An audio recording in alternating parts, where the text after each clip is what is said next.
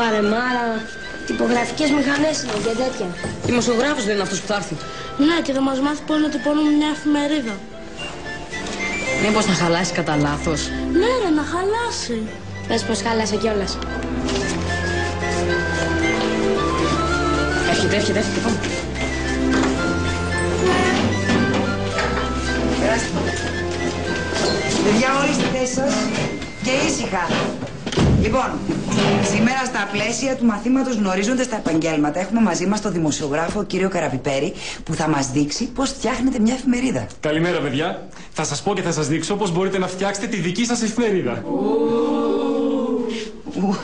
Το ου σε αυτή την τάξη είναι επιφώνημα επιδοκιμασίας. Όταν χαίρονται κάνουν ου. Μάλιστα. Έχω φέρει και μερικά slides για να δούμε πώς ξεκίνησα από το Γουτεμβέργιο.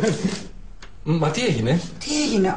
Είναι μουσκεμα, δεν μπορώ να τα προβάλλω. Να τα πάρω να τα απλώσω στο σκηνή της μπουγάδας. Να φέρω ένα σεσουάρ. Στη θέση σας και οι δύο τώρα. Δεν πειράζει.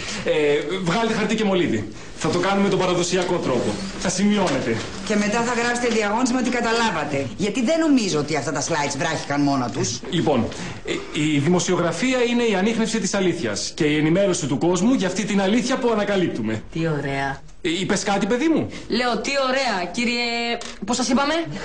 Καραπιπέρης. Σωστά. Για συνεχίστε, ωραία τα λέτε. Διψάνε για μάθηση.